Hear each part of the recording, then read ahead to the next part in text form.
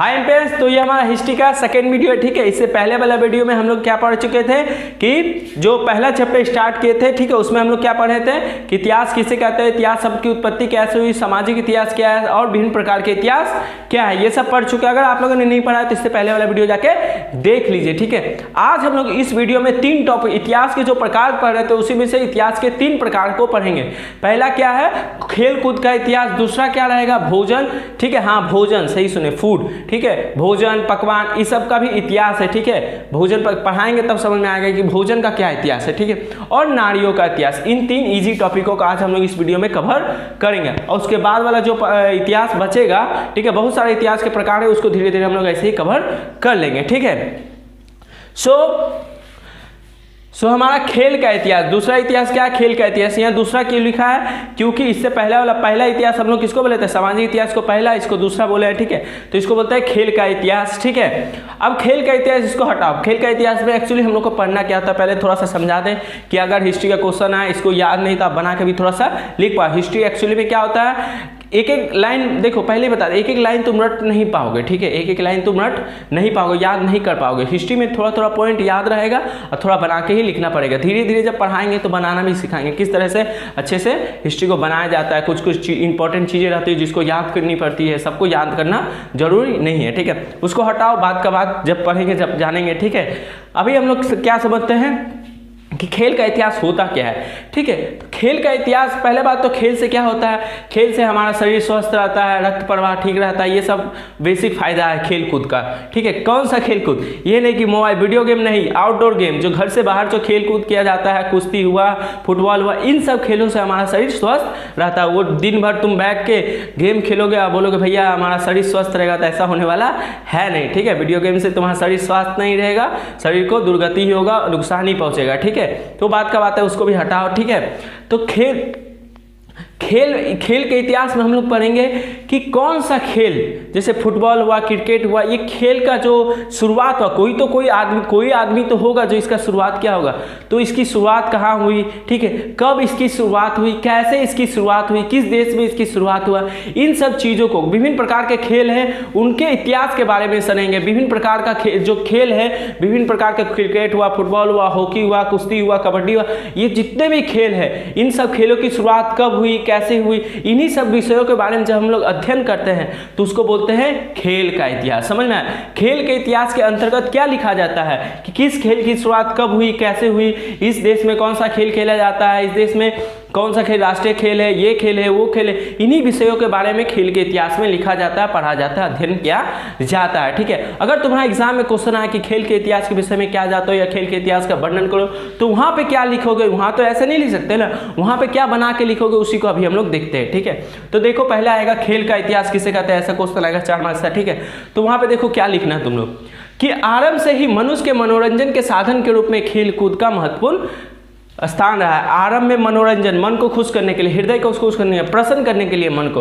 उस समय प्रारंभ में तो टीवी मोबाइल नहीं था ना कि देख लोगे वीडियो इधर उधर का, देख लोगे इधर उधर सीरियल देख लोगे, फिल्म देख लोगे, मन प्रसन्न हो गया। ठीक है, आरंभ में प्राचीन समय से ही मनुष्य अपने को प्रसन्न रखने के लिए, अपने को खुश रखने के लिए क्या किया करता था, खेलकूद किया करता था, खेला करता था। ठीक है, जिससे मन प्रसन्न होता है, खुश रहता है। ठीक है, आज इतने सारे खेलों का प्रचलन है कि यह बताना बड़ा मुश्किल है कि किस खेल की शुरुआत कब और कैसे हुई। सही बात है, आज दुनिया भर में इतने सारे खेल हो गए हैं, ठीक है, कि किसी भी खेल को देखकर यह बताना बड़ा मुश्किल है कि इस खेल की शुरुआत कैसे हुई होगी, कहाँ हुई होगी। ठीक है, बड़ा मुश्किल है। जैसे समझ लो छोटा सा एग्जाम्पल, क्रिकेट इंग्लैंड में शुरुआत हुई थी इसकी। ठीक है, लेकिन भारत में देखो इतना ज़्यादा क्रिकेट खेला जाता है, तो कोई देखेगा, अगर जिसको कुछ नहीं पता देखेगा तो उसको लगेगा क्रिकेट की शुरुआत भारत में हुई, नहीं दूसरे देश में हुई। ठीक है, इसीलिए इतने सारे गेम हैं आजकल, इतने सारे खेलकूद हैं कि किसी भी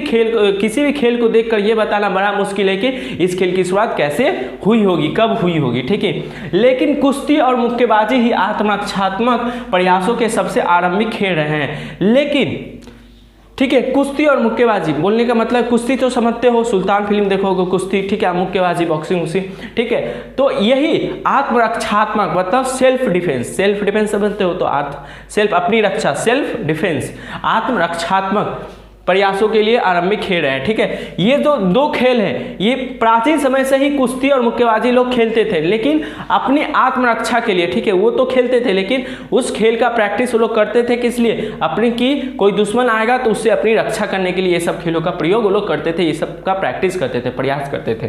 खेलों को उनका अंतर्राष्ट्रीय पहचान यूनान में ओलंपिक खेलों जिसकी शुरुआत की 776 ईसा पूर्व के आयोजन से माना जाता है। ठीक है, कोई भी खेल को, और पहली बात तो ओलंपिक खेलों की शुरुआत कब हुई थी, 776 ईसा पूर्व। ईसा पूर्व का मतलब हम लोग पहला वीडियो में पढ़ चुके हैं, ईसा मसीह के जन्म से इतना साल पहले। तो ओलंपिक जो अभी ओलंपिक समझते हो ना, दंगल फिल्म देखो ना, उसमें जाता है ना ओलंपिक में खेलने, उसी ओलंपिक का यहाँ पे बात करें। सोचो ओलंपिक की शुरुआत कब हुई थी, आज माने ईसा मसीह के जन्म से भी 776 ईसा पूर्व माने साल पहले, 776 साल पहले ईसा मसीह के जन्म से ओलंपिक खेलों की शुरुआत हुई थी। और उस समय सारे खेलों को क्या हुआ था, अंतर्राष्ट्रीय पहचान मिल गया था, इंटरनेशनल। माने सारे देश के लोग आए, अपने अपने देश में जो खेला जाता था वहाँ पे सब आए, प्रतियोगिता किए, पहली बार सब मिलजुल कर विभिन्न देशों के लोग आए और यहाँ पे ओलंपिक खेलों की शुरुआत हुई। कब हुई थी पूछेगा एग्जाम में। ठीक है, तो देखो ईसा पूर्व मतलब ईसा मसीह के जन्म से 776 साल पहले। ठीक है, इसमें केवल दौड़ प्रतियोगिता ही शामिल था। पहली बार जब यूनान में ओलंपिक खेलों की शुरुआत हुई थी ना, तो उस समय बहुत सारे गेम, उस समय मानव सभ्यता इतना विकसित नहीं हुआ था। ठीक है, उस समय बहुत सारे गेमों का प्रचलन नहीं था। उस समय सिर्फ ओलंपिक खेलों में किस गेम को, स्पोर्ट्स को शामिल किया गया था, सिर्फ दौड़ प्रतियोगिता ही उस समय के ओलंपिक खेल में शामिल थी। बाद में कुश्ती, मुक्केबाजी, घुड़सवारी, भाला फेंकना आदि खेलों को शामिल किया गया है। ठीक है, और जब फिल्म देखते होगे तो वहां पे देखते हो ओलंपिक खेल जब होता है तो भाला फेंकना समझता है, कुछ भाला होता है वहां पे फेंकना पड़ता है, और कौन बहुत ज्यादा दूर फेंकता है उसी को बोलता है भाला फेंकना प्रतियोगिता। ठीक है, जो ज्यादा दूर फेंकता है वो जीत जाता है, शायद इतना ही। कुश्ती, मुक्केबाजी, घुड़सवारी, भाला फेंकना इत्यादि गेमों को धीरे धीरे बाद में ओलंपिक में शामिल किया गया। लेकिन पहली बार जब ओलंपिक का आयोजन हुआ था उस समय सिर्फ दौड़ प्रतियोगिता ही, इतना मीटर है, इतना में अलग अलग मैंने 100 मीटर 200 मीटर ऐसी प्रतियोगिता ही इसमें शामिल थी। ठीक है, लेकिन धीरे धीरे क्या हुआ, उसमें कुश्ती, मुक्केबाजी, घुड़सवारी, भाला फेंकना आदि खेलों को भी ओलंपिक खेलों में शामिल किया गया। ठीक है, लेकिन सन 393 ईस्वी में रोमन सम्राट थियोडोसिस ने ओलंपिक खेलों पर प्रतिबंध लगा दिया। ठीक है, यहां पे देखो डेट को याद रखना, अच्छे से याद रखना क्या है। लेकिन सन 393 ईस्वी में रोमन सम्राट थियोडोसिस ने ओलंपिक खेलों पर प्रतिबंध लगा दिया। ठीक है, अब बहुत जन को कंफ्यूजन होगा, भैया शुरुआत इतना में हुआ, प्रतिबंध इतना में कैसे लग गया। देखो यहाँ पे ईस्वी मतलब ईसा मसीह के जन्म से इतना साल बाद, ईसा मसीह के जन्म से इतना साल बाद, ईसा मसीह के जन्म से 393 साल बाद क्या हुआ था, रोमन सम्राट, रोम जो देश है उसी के सम्राट को रोमन सम्राट थियोडोसिस ने क्या कहता, ओलंपिक खेलों पर प्रतिबंध लगा दिया, मतलब बैन लगा दिया था।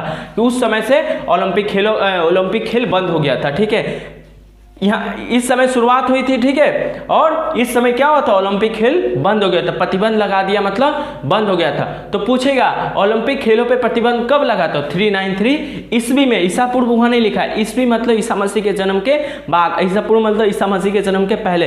ये सब पहले वीडियो हम लोग पढ़ चुके हैं, तो इसीलिए पहले पढ़ा चुके थे। ठीक है, क्योंकि इस सब का यूज होने वाला था। किसने प्रतिबंध लगाया था, तो रोम का कोई सम्राट था, उसका नाम क्या था, थियोडोसिस ने ओलंपिक खेलों पर प्रतिबंध लगा दिया था, जिसे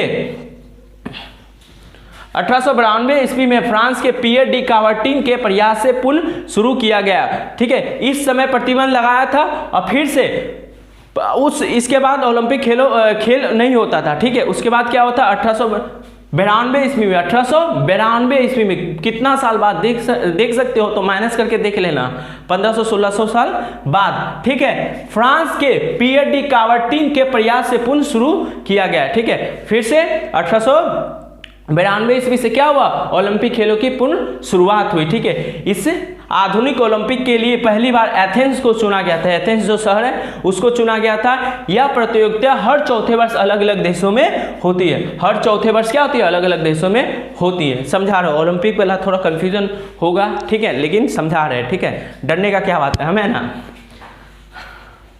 मैं हूं ना, ठीक है, देखो ना फिल्म,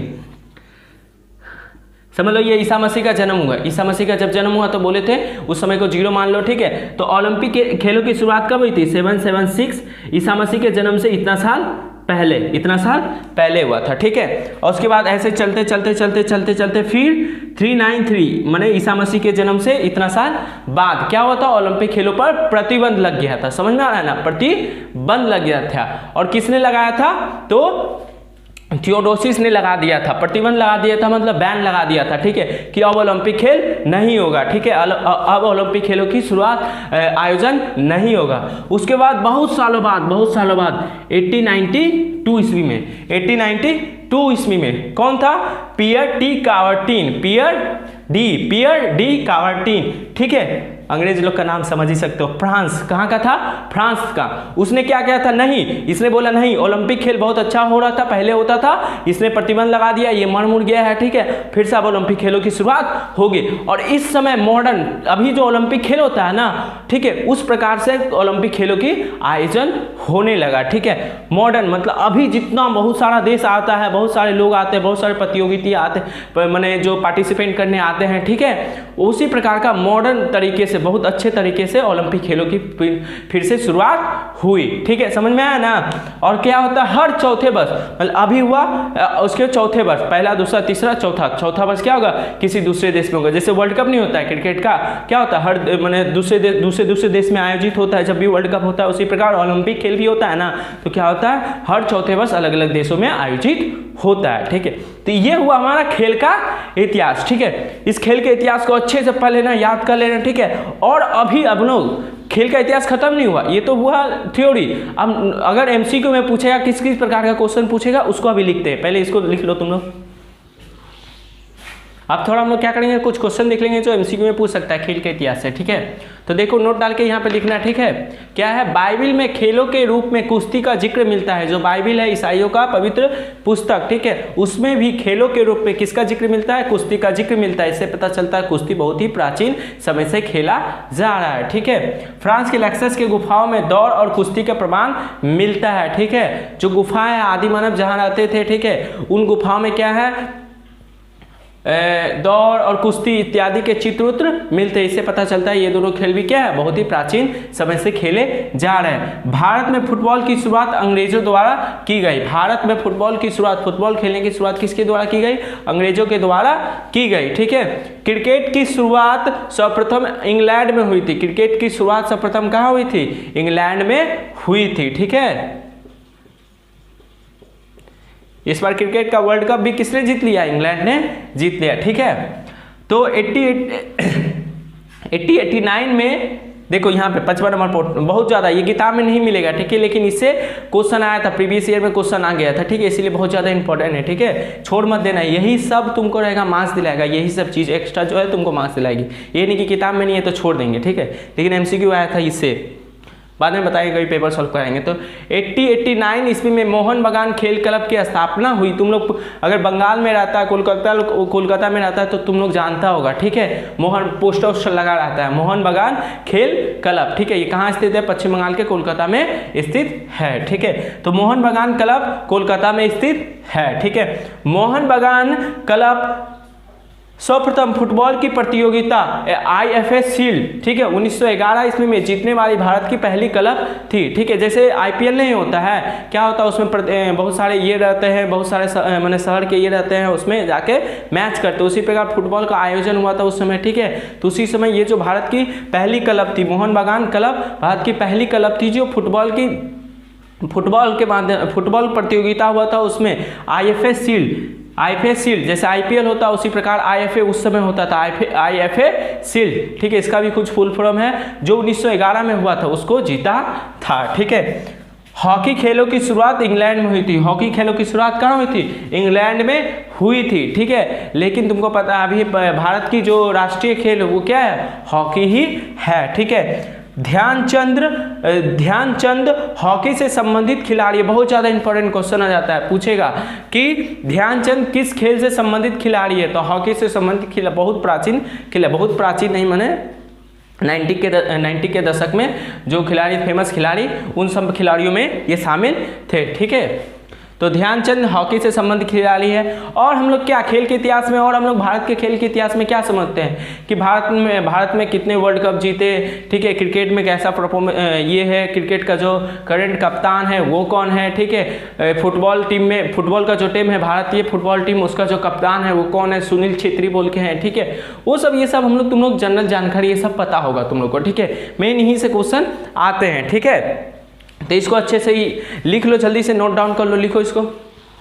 अब हम लोग क्या पढ़ेंगे? भोजन एवं पकवान का इतिहास, ठीक है। भोजन एवं पकवान का इतिहास, जो खाने पीने का शौकीन है वो भी इसको ध्यान से पढ़ना, ठीक है। क्यों? क्योंकि इसमें हम लोग मेन भोजन एवं पकवान के इतिहास में पढ़ते क्या है? पढ़ते हैं कि किस प्रकार से मानव ने कृषि करना सीखा, पशुओं को पालना सीखा, किस प्रकार के भोजन माने किस देश में किस प्रकार का भोजन खाया जाता है, ठंडे प्रदेशों में कैसा भोजन खाया जाता है, गर्म स्थलों पर कैसा भोजन खाया जाता है, ये जलवायु के कारण मानव के भोजन पर कैसा प्रभाव पड़ता है, ठीक है, ठीक है। और इतने प्रकार के डिफरेंट टाइप्स ऑफ फूड है, उसकी क्या विशेषता है, उसकी उत्पत्ति कैसे, उसका इतिहास क्या है, किस देश में उसका निर्माण हुआ, ठीक है, ठीक है। और एक देश के खान पान का प्रभाव दूसरे देश के खान पान पे कैसे पड़ता है। समझ लो, एक छोटा सा एग्जांपल से समझाया, अगर तुम्हारा पड़ोसी माने दूसरा राज्य का है, ठीक है, और वो कुछ अपने घर में बना रहा है, ठीक है, तो तुम एक दिन जाएगा, 2 दिन जाएगा, तो उस चीज़ को सीख के अपना घर में भी वो चीज़ बनाने लगेगा ना। उसी प्रकार से क्या होता है, जब अंग्रेज लोग आए थे तो उन लोग का जो खाने पीने का तरीका है, ठीक है, वो अपने साथ वो भी लेके आए थे, ठीक है। और जो भारतीय थे उनके खाने पीने का तरीका सीख लिए, ठीक है।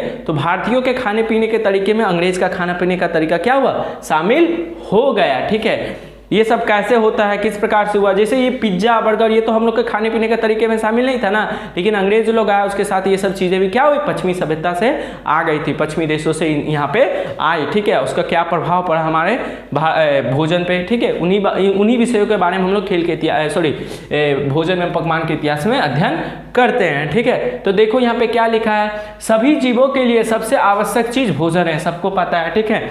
भोजन का इतिहास कहने का मतलब भोजन की विविधता मतलब वैरायटीज, विभिन्न प्रकार के भोजन होते हैं ना, वैरायटीज, ठीक है, उसकी उत्पत्ति एवं उसकी विशेषताओं के अध्ययन से है। तो भोजन के इतिहास से क्या समझते हो? तो भोजन के इतिहास में हम लोग क्या पढ़ते हैं कि भोजन की विविधता मतलब वैरायटीज, कितने प्रकार के भोजन होते हैं, उसकी उत्पत्ति कैसी हुई, उसकी क्या विशेषता है, ठीक है। इन्हीं सब चीज़ों के बारे में जब अध्ययन करते हैं तो उसे हम लोग क्या कहते हैं? भोजन का इतिहास कहते हैं, ठीक है।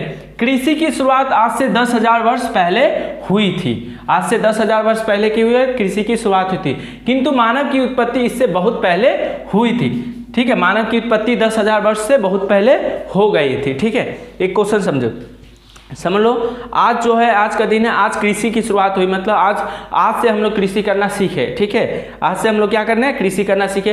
तो इसके बाद वाला दिन हम लोग कृषि करके भोजन खाएंगे। लेकिन इससे पहले मानव तो कृषि जब शुरुआत हुई उससे पहले से मानव था, ठीक है। तो कृषि करने से पहले मानव क्या खाता था, ठीक है, उन सब चीज़ों को भी हम लोग देखना पड़ेगा, ठीक है। मानव कृषि के विकास से पहले आसानी से मिल जाने वाले जंगली जानवरों का मांस, पेड़ों के पत्ते, फल, साग, सब्जी ही खाते थे। मतलब कृषि के विकास से पहले मानव क्या खाते थे? वो आसानी से मिल जाने वाली साग, सब्जी, मांस, जानवरों का मांस, पेड़ों के पत्ते इत्यादि खाकर अपना पेट पालते थे। कौन? आदि मानव, ठीक है। लेकिन कृषि के विकास के साथ साथ ये यायावर एवं शिकारी मानव एक स्थान पर रुकने के लिए बाध्य हो गए, ठीक है। इस चीज को ध्यान से पढ़ना, ठीक है। क्या हुआ था? तो पहले आदि मानव क्या करते थे? एक जंगल में समझ लो रहते, एक स्थान पर रहते थे, वहाँ की जितनी भी चीज़ें सबको खा लिए, ठीक है। अब भाई वहाँ जंगली जीव होगा तो एक समय खाते खाते जंगली जीव को मार के खाते खाते सारा जंगली जीव खत्म हो जाएगा, सारे पेड़ पे जितने भी पत्ते उत्ते वो खत्म हो जाएंगे, ठीक है। फल उल एक समय खत्म हो जाएगा, फिर होंगे, लेकिन उस समय उसको टाइम लगेगा, ठीक है। तो क्या होता था? ये सब चीज़ें खत्म हो जाती थी तो मानव अब उस स्थान को छोड़ के दूसरे स्थान पर चल जाते, फिर वहाँ पर भी सेम प्रोसेस होता था, फिर तीसरे स्थान पर। तो मानव भोजन की तलाश में, शिकार की तलाश में क्या करते थे? एक स्थान से दूसरे स्थान, दूसरे स्थान से तीसरे स्थान जाया करते थे, ठीक है। उसी को यायावर कहते हैं। क्या कहते हैं? आदि मानव को ही क्या कहते हैं? यायावर कहते हैं। कब कहते हैं? जब वो भोजन की तलाश में एक स्थान से दूसरे स्थान तक जाया करते थे। लेकिन जैसे ही क्या कृषि की शुरुआत हुई, अब यहाँ पे हम लोग क्या किए? खेत लिए, यहाँ पे हम लोग कृषि किए, धान उगाए, ठीक है, फिर धान को काट के खाएं, फिर तब तक खत्म होगा धान, फिर धान उग जाएगा, ठीक है। तो अब हम लोग क्या हुए? यहीं पे रुक के हम लोग क्या करेंगे? कृषि उर्षि करने लगेंगे और एक जगह क्या हो जाएंगे? ठहर जाएंगे, ठीक है, बात हो जाएंगे, मजबूर हो जाएंगे एक जगह रखने के लिए। हम लोग एक जगह जगह क्यों घूम रहे थे? भोजन की तलाश में। अब एक ही जगह रह के हमको क्या मिल जाता है? धान उगा लेते हैं, चावल उगा लेते हैं, ठीक है, जिससे हमको भोजन मिल जाता है। तो एक ही जगह हम लोग क्या हो जाएंगे? रुक जाएंगे। धीरे धीरे मानव सभ्यता और विकसित हुई और आज से प्राय 6000 ईसा पूर्व मानव ने पशुओं को पालना सीख लिया, जिन पशुओं से उन्हें मांस और दूध प्राप्त हो जाता था, ठीक है। आज से 6000 ईसा पूर्व मानव ने क्या किया? पशुपालन सीख लिया, पशुओं को किस तरह से पाला जाता है, ठीक है, और उससे क्या प्राप्त होता है? उन्हें दूध भी प्राप्त हो जाता था और मांस भी प्राप्त हो जाता था, ठीक है। और इसी प्रकार समय समय पर मानव के भोजन में बदलाव आते गए, और इसी प्रकार समय समय पर मानव के भोजन में क्या हुआ? आदि मानव के भोजन में बदलाव आते गए, ठीक है। पहले हम लोग क्या खाते थे? पहले हम लोग के जो पूर्वज है, जो आदि मानव थे, वो जंगली जीव जानवर ये सब खाते थे। फिर कृषि करना सीखा, पशुपालन सीखा, तो भोजन के करने के तरीके में चेंजेस आया, ठीक है। तो इसी प्रकार समय समय पे क्या हुआ? वो लोग सीखते गए और उन लोग के खान पान के तरीके में क्या हुआ?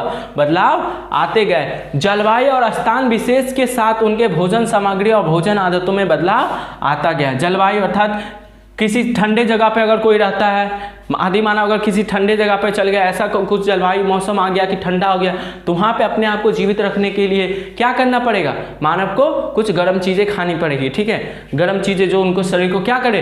गर्म रखे। तो गर्म करने का मतलब ये नहीं कि स्टोव से निकाले गर्म पानी किए और उसको पी लिए, ठीक है, इसको गर्म खाना नहीं बोलते। गर्म खाना मतलब जैसे मीट हुआ, अंडा हुआ, ठीक है, मांस हुआ, ठीक है, ये सब चीज़ें तुम्हारे शरीर को, अगर तुम ठंडे प्रदेश में रहते हो तो ये सब चीज़ें तुमको खाना जरूरी है, क्योंकि ये सब चीज़ें तुम्हारे शरीर को क्या करेगी? गर्मी प्रदान करेगी, ऊर्जा प्रदान करेगी। तो इसी प्रकार से जो ठंडे प्रदेशों में रहते हैं उन लोगों को खाने पीने का तरीका अलग है, जो गर्म प्रदेशों में रहते हैं वो लोग ठंडे चीज़ें खाते हैं, ठीक है। अब ठंडे चीज़ें खाने का मतलब सिर्फ बर्फ खाते हैं ऐसा कुछ नहीं है, ठीक है। वो सारी चीज़ें जो तुमको ठंडा रखे अंदर से।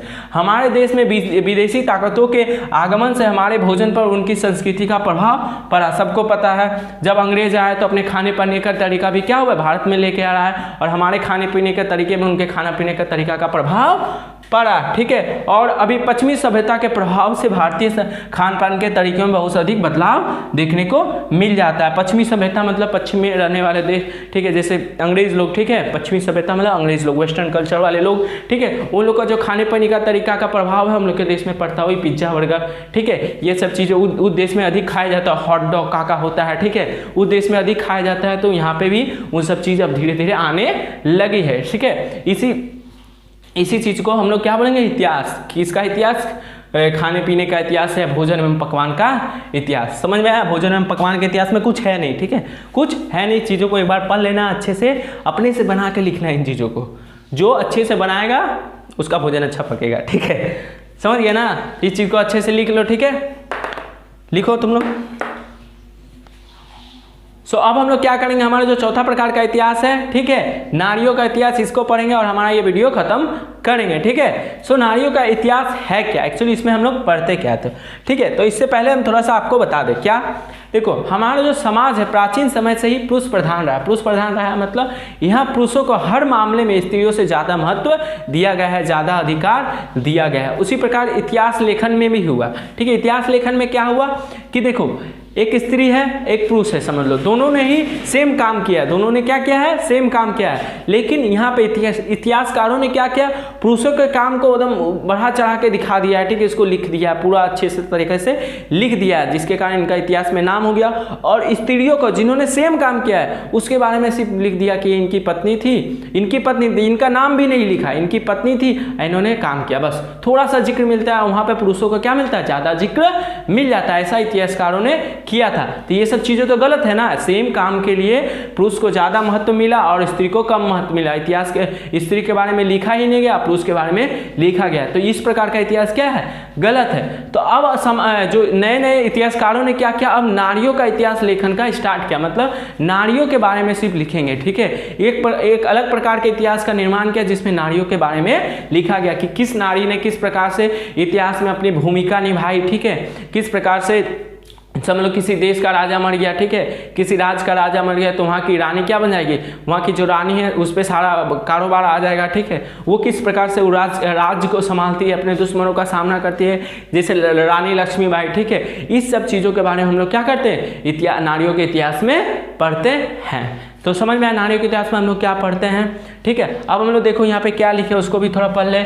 हमारा जो समाज है वह पुरुष प्रधान है। पुरुष प्रधान है मतलब पुरुषों को ज़्यादा महत्व दिया जाता है। यहाँ पर पुरुषों के इतिहास लेखन पर महत्वपूर्ण ध्यान दिया जाता है, वही सेम चीज़, ठीक है। नारियों के इतिहास लेखन को नज़रअंदाज किया जाता है, इसलिए नारियों के इतिहास सृजन का महत्व बढ़ जाता है। महत्व क्या हो जाता है, बढ़ जाता है, क्योंकि क्या हुआ, प्राचीन समय में नारियों के इतिहास लेखन को महत्व नहीं दिया गया, सिर्फ पुरुषों के बारे में लिखा गया, नारियों का जिक्र नहीं किया गया। इसीलिए अब क्या होता है, नारियों का इतिहास लेखन का जो महत्व है वो क्या होता है, बढ़ जाता है, ठीक है। इसके अंतर्गत नारियों के इतिहास में निभाई जाने वाली भूमिका और भूमिका के निभाने के तरीकों का अध्ययन किया जाता है। तो नारियों का इतिहास किसे कहते हैं, तो नारियों के इतिहास में हम लोग क्या करते हैं कि नारियों ने, स्त्रियों ने इतिहास में मतलब प्राचीन समय में कौन सी अपनी भूमिका निभाई, ठीक है, उनका क्या योगदान रहा और उस भूमिका को किस तरीके से उन्होंने निभाया, अपने कार्य को किस तरीके से किया, इन्हीं चीज़ों के बारे में हम लोग क्या करते हैं, अध्ययन करते हैं नारियों के इतिहास में।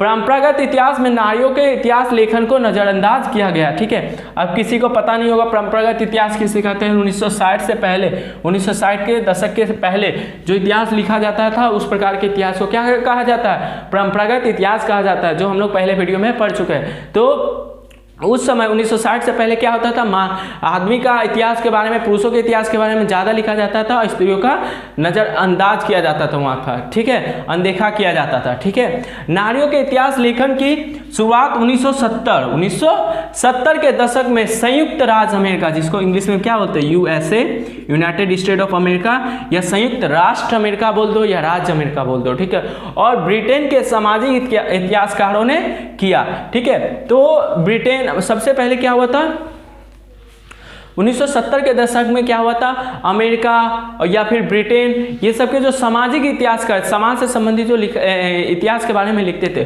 उन्होंने जब इतिहास पढ़ा तो उन्होंने देखा क्या कि इसमें तो नारियों का जिक्र ही नहीं है, इस प्रकार के इतिहास में नारियों का जिक्र नहीं है, नारियों का महत्व ही नहीं दिखाया गया इसमें, ठीक है, उसमें सिर्फ पुरुषों के बारे में दिखाया गया। तो उन्होंने देखा ये तो गलत है, ठीक है। तो सर्वप्रथम उन्होंने ही क्या किया था, 1970 के दशक में नारियों के बारे में लिखना स्टार्ट किया था, ठीक है, स्त्री के बारे में लिखना स्टार्ट किया था। उन्होंने देखा कि उन्हें जन्म देने वाले माताओं का इतिहास में सिर्फ पत्नी, माता और पुत्री के रूप में नाम मात्र जिक्र मिलता है, अतः इतिहास में नारियों को उनका उचित स्थान देने के लिए उन्होंने नए तरीके से नारियों के इतिहास लेखन पर जोर दिया। उन्होंने जो ब्रिटेन या फिर अमेरिका के जो सामाजिक इतिहासकार, उन्होंने देखा कि इतिहास में नारियों का तो जिक्र है, लेकिन किसी की पत्नी के रूप में, किसी की माता के रूप में, किसी की पुत्री के रूप में अपना स्वाभाविक माने क्या बोलते हैं, अकेले से उनके बारे में कुछ नहीं बताया गया, उनको किसी की पत्नी, किसी के पुत्र, किसी की माता के साथ जोड़कर नारियों को प्रस्तुत किया गया इतिहास में, ठीक है। तो ये सब क्या था, गलत था। तो उन्होंने क्या किया, एक अलग प्रकार के इतिहास के बारे में लिखना स्टार्ट किया, लिखने पे जोर दिया गया जिसमें सिर्फ नारियों का जिक्र मिले, उनके महत्व के बारे में समझाया जाए। उन्होंने अपने इतिहास में मैंने प्राचीन समय में क्या योगदान दिया था, क्या भूमिका निभाई थी, उनके बारे में लिखा जाए, अलग से, पुरुषों से हटके अलग से उनके बारे में सिर्फ लिखा जाए। तो इस प्रकार के इतिहास को हम लोग क्या बोलेंगे, नारियों का इतिहास। समझ में आया। तो आज के समय में स्त्री और पुरुष दोनों क्या अभी भी भेदभाव होता है, ठीक है, कि मैंने स्त्री पुरुषों को ज़्यादा महत्व दिया जाता है स्त्रियों के मुकाबले कई जगहों पे, लेकिन अभी के समय में इसकी तुलना में अभी के समय में क्या हुआ, स्त्री और पुरुष को दोनों ही समान महत्व दिया जाता है। आज के समय में तो स्त्रियाँ IAS या फिर प्राइम मिनिस्टर, बहुत सारी चीज़ें बन रही है, ठीक है। तो अभी का जो नारी है बहुत ही सक्षम है अपने तरीके से, ठीक है। अभी उनके इतिहास को अच्छी तरीके से लिखा जाता है। समझ में आया नारियों का इतिहास क्या है, ठीक है। इसको तुम लोग अच्छे तरीके से लिख लेना। तो आज का जो हमारा टॉपिक है वो खत्म हुआ अभी यहाँ पे, ठीक है। अगले वीडियो में हम लोग आगे के इतिहास के बारे में पढ़ेंगे, ठीक है।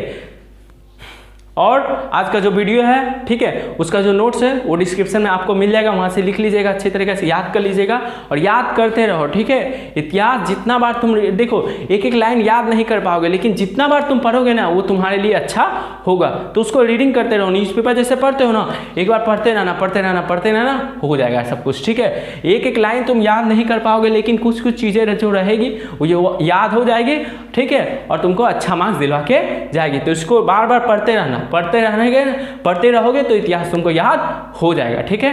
तो मिलते हैं नेक्स्ट वीडियो में।